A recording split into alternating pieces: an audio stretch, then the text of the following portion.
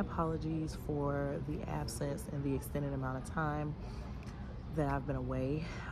It was not my intention to be away for as long, you guys. It's just with my new lifestyle, and I don't even want to say my new lifestyle, but with my life, my current circumstances in my life is so unpredictable and spontaneous, and it is just a lot going on all the time. So it's hard for me to kind of commit to YouTube in the way that I really want to, but I am going to do my very best to show up for you guys, because you all continue to show up for me, and I really love y'all and appreciate you all for that. So I wanted to make today's video, you guys, because I wanted to talk to you all a little bit about what's been going on recently and what I have been experiencing, okay?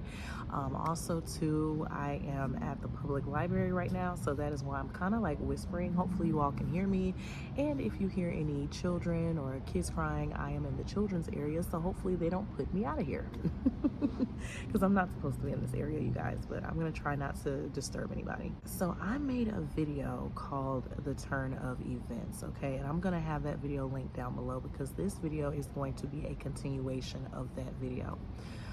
In that video, I talked to you all about, like when I initially started this journey and how I met this older lady on that journey, okay? So I'm just gonna kind of pick up where we left off, because that will explain where I've been and what's been going on.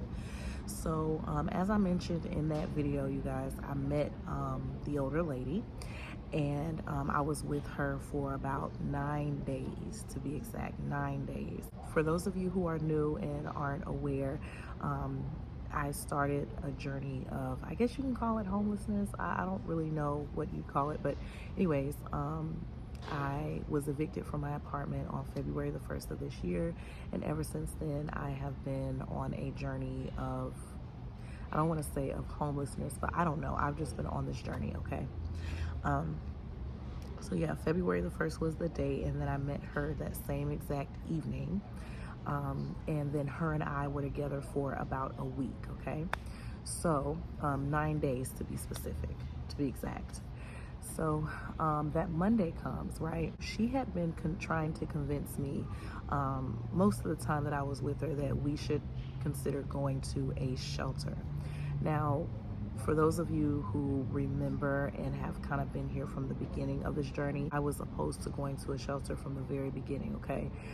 There were some of you who even recommended going to a shelter, but once again, I just never heard anything good about a shelter. I guess it has like a very negative reputation, if that makes any sense.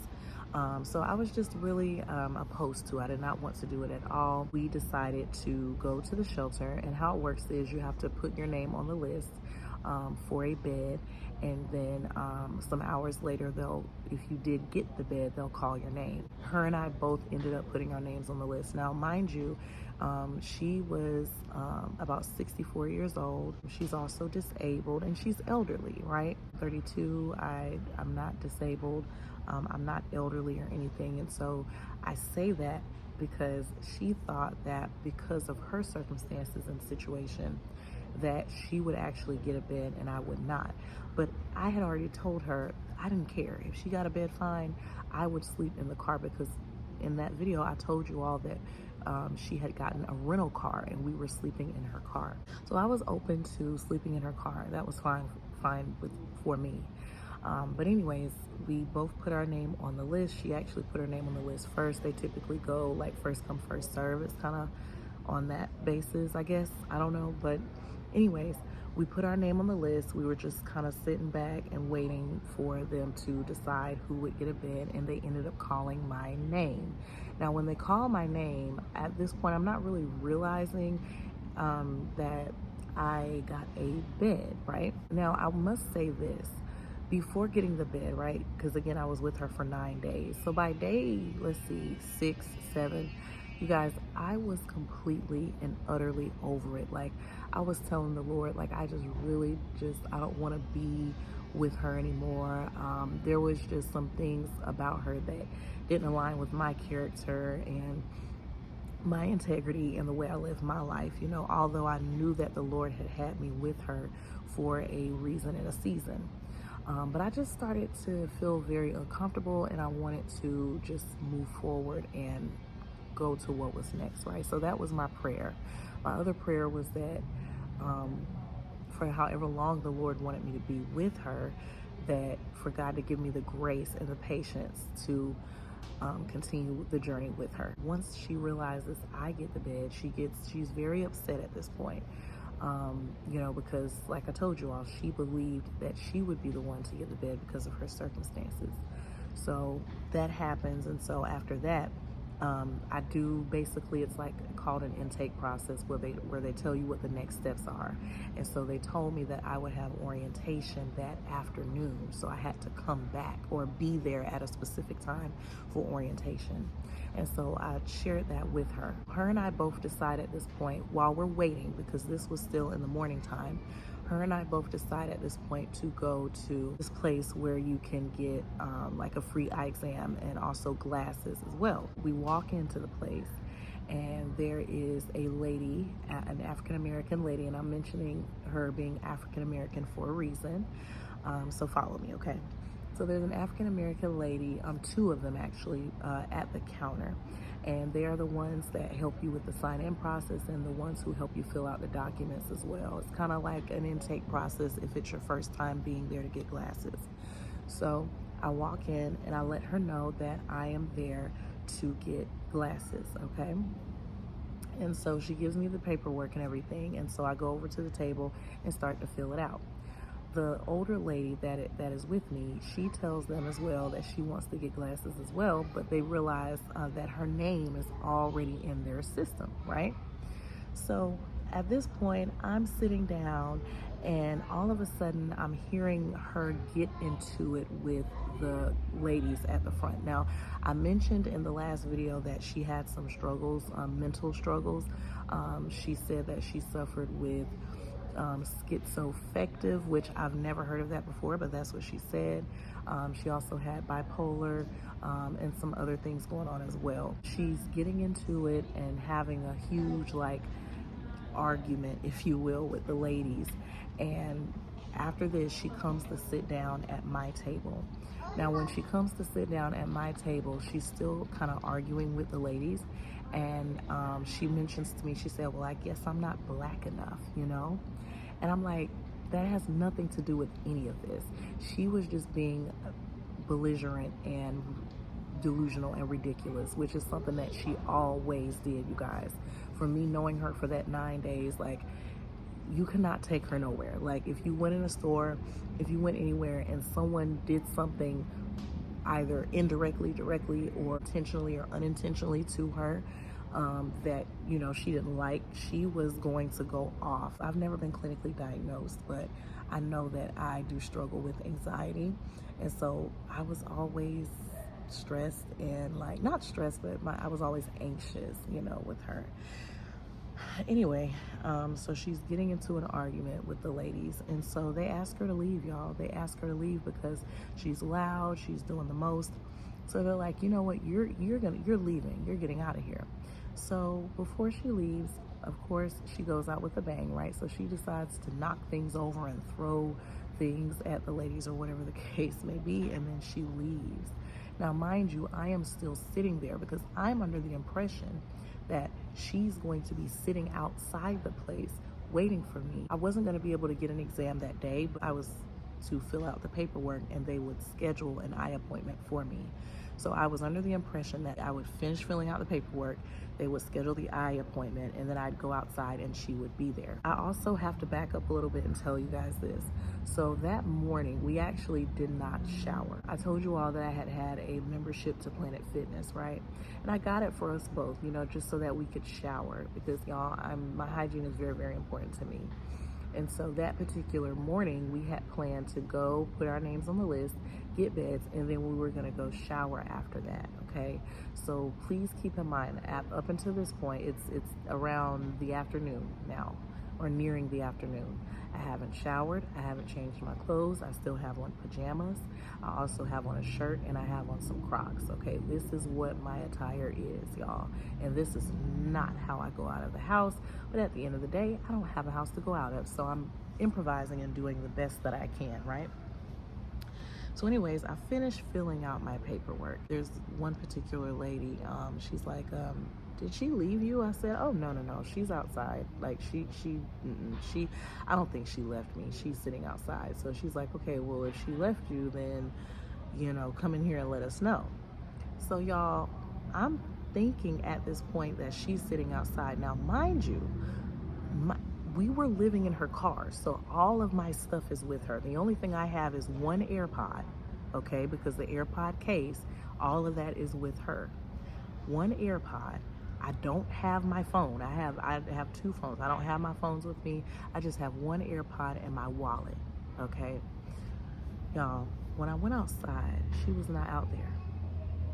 I looked all around the building. She was not there. She left me there. I did not have a phone to actually call her. I'm thankful to the Lord about this part, because in the process of me being with her, she had gotten a phone and I helped her activate the phone and everything. And for some reason, I had memorized her number. I realized at this point that I'm stranded. I'm still kind of shocked. It's still unbelievable. But I realized at this point that she has left me there with no phone, no nothing. So at this point, I just go. I didn't tell the ladies anything. I just go to sit down and cry because I'm so overwhelmed. I'm stressed. I don't know what's happening. I don't know why what is happening is happening. I'm just going through it emotionally, okay? And I sit there for about 15 minutes and just cry, you guys. Just boo-hoo, like, God, why? God, why? God, why? Right? So eventually, the ladies didn't realize I was crying, but they, I think they ended up calling my name because they saw me sitting there, and they asked me to come over, and they realized I'm crying, and they give me tissue and console me and comfort me and all of the things, you guys. And so I tell them the story. I tell them how I know her. I tell them, how long I've been with her. I tell them a little bit about my journey as well. And they actually let me know that she has been there before and she was banned from there. I did not know that, but they knew her. I didn't know her. But they were very familiar with her. I'm still emotionally distraught, still crying, and I tell them I don't have a phone. She has all of my stuff, so they let me use their phone to call her. And she answers the phone, and she says something like, it was a very vulgar word she used, but she said, I don't owe you nothing, and she hung up the phone. And I guess she didn't have any intention on coming back and giving me my stuff at all, right? So at this point, you guys, I'm just still sad because I'm like, wow, how am I gonna, what am I gonna do? And at some point, I became okay with not getting my stuff back. I was like, you know what? Although my phones and stuff, everything is in these phones, and y'all, it's actually quite sad how attached to our phones we are. But I said, although, I got a lot of stuff in my phones and all of that, but at the end of the day, I'll get more phones, I'll get more of everything. I just had given up. And the lady said, they was like, so what are you gonna do about your stuff? I said, I honestly don't know. She can keep it, it's okay. And they were like, no, that's not gonna happen. You need your things. And so long story short, they ended up calling the police, okay? They called the police, let the police know that she had stolen my stuff and all of the things, y'all. The police came, okay? The officer that came was very kind, and I told him a little bit about my story and my situation, and he looked at me very intently, and he told me that I would be okay. He told me that there are some not so good people out here, but he said that, I'm articulate, I speak well. He said that you're gonna be okay, and he just kept reiterating that, y'all. And so at this point, I have orientation in about 30 minutes, y'all. I'm going through this stuff, but I still have orientation. Now, mind you, once I realized she didn't get a bed and I did, I wasn't even going to go to the shelter, y'all. I wasn't gonna go. I had already made up my mind, you know what? I'm gonna be with her. We're together, I'm gonna be with her. Although I was uncomfortable, although I really just wanted to, kind of move forward on the journey and go to the next steps in the journey. But I was still willing to be with her, you guys. But that's what I had decided. I didn't tell her that though, but that is what I had decided in my mind. And so at this point, she's gone. I don't know where she is. She's not answering the phone. The police call her. She's not answering for anybody. I have to be at orientation. If I don't go to orientation, I cannot, get a bed. So what ends up happening is it's cold this particular day. Again, I didn't have on a jacket or anything. The ladies at the iPlace, they ended up giving me a jacket, giving me a book bag with some toiletries in it, and they were just really, really, really kind, you guys. I look crazy. I've already told you guys what I had on. I had on some pajamas that were high water, some Crocs, colorful Crocs, okay? Pink pajamas, Barbie pajamas, and a shirt. Pajama pants and a shirt, like a peach colored t-shirt. And I have this long leather coat. Y'all, I look an absolute mess at this point. But I go into the shelter at this point, and I decide that, you know what, I'm just gonna go over here. And at some point in my mind, I realized, oh, so the Lord knew this was going to happen with her, that things were coming to an end, that things were coming to a head, and God made a way for me. He made a way out, if that makes any sense. He created another way, if that makes any sense. So even though I'm still emotionally distraught, even though I'm missing my stuff, I don't know what to do about it, and I've kind of given up, but I still make the decision, and I believe the Holy Spirit actually led me to go on ahead and go to the shelter. And so I go over there, and I do, I'm sitting there before my orientation, and I'm just crying, y'all, and no one knows. Mind you, I'm in this area, it's like a common area where there's a lot of people, and I have my head down, and I'm just weeping and sobbing, and I'm crying, and I'm just emotionally distraught. That was a very emotional day, y'all. It was emotionally exhausting. So I'm crying, I'm going through it. Eventually it's time for orientation, and I go to orientation. Basically in orientation, they tell you a little about the place. They tell you kind of what to expect, just, next steps and all of the things. So I finish orientation. Now at this point, because mind you, I have my wallet. And at this point in the story, I have to once again thank you all, because at this point I had some money because of you all. You all were donating. You all were very generous, very, very gracious, and I was just so grateful. I did not realize that God was setting things up for me. I was so sad, and I was going through it so bad, but I didn't realize that God was setting things up. So I just want to thank y'all so much for your generosity. I have to say that. But at this point, I have money, right? Because of God using you all. And so I make the decision to go, and I want to go to the store. Now, the store that I wanted to go to, I could walk to the store from the shelter. I could walk. I didn't want to, but I was willing to walk to the store. It was walking distance. It was a bit of a walk, but I was willing to do it. So what ends up happening is, let me see, how does this happen? Okay, so I leave the I'm walking out of the building, and I have to go through the security desk. And I decide to go there because because I have a book bag with me. Remember, the ladies at the place, they gave me some toiletries and stuff, and I didn't want to take that book bag with me. So I go through the security area to drop the book bag, and in the corner, you guys, I see my stuff, okay, most of my stuff. The main bag that I had always kept with me, because even though I was with her, I had always kept a bag with me with my most important stuff, just in case, for any reason, y'all, I had to leave her or anything. I was always on it, like always prepared, okay? So that is the bag, though, that she had left. In that bag were my phones, my other AirPod case. I had a couple of pieces of clothing items. Most of my clothing items were left with her, but that was fine for me. I had packed that bag a specific way, and I kept it in the front seat with me at all times, because just in case I needed to just, go my own way, I had all of my stuff I could gather up. So all of my stuff was there, y'all, and I was so grateful. I was so relieved to see my stuff. My stuff was literally sitting over there, and when you bring bags in there, you have to check them in. You can't just bring a bag there and just drop it. But I don't know how long it had been there, but all I know is I looked in that corner and I saw my stuff, and I went right over there immediately, grabbed my phone. I booked an Uber, and I Ubered to the store, and I went to the store, you guys, and I bought like a new change of clothes. I bought a bra, I bought shoes, all of these things that I needed. God is just so good, y'all.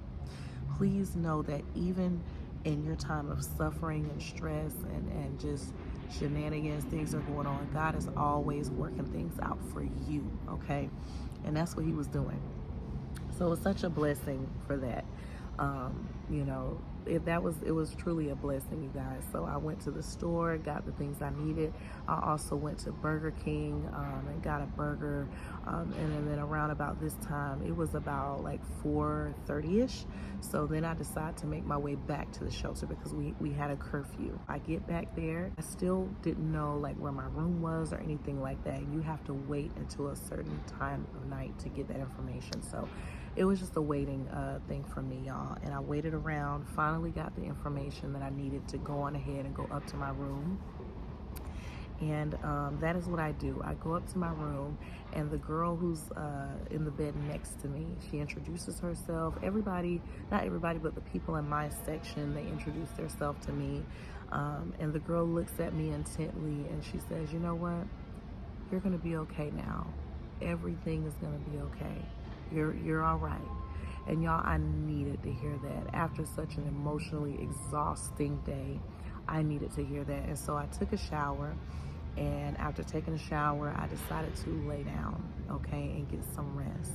I'm gonna go on ahead and just put a pause in this story. I have to tell you all about my shelter experience. My last day at the shelter was actually yesterday, you guys. So I am going to tell you all about my shelter experience. And when I tell you, being at this shelter was one of the hardest things I've ever had to do in my life. Y'all, like, oh my God. I am going to try to go as in depth as I can, you guys. So stay tuned for that video.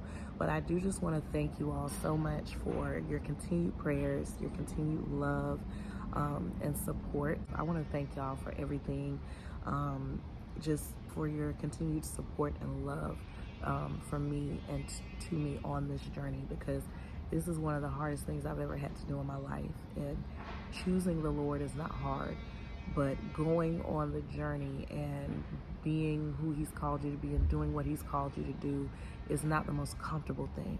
So yeah, y'all saw my last video. I told you guys that I was in the hospital because I have strep throat. I am still recovering from strep throat, y'all. My voice is not entirely back, so that's why I sound like this. But anyways, you guys, I just want to say I love y'all. Thank you so much for watching this video. Stay tuned for the next one.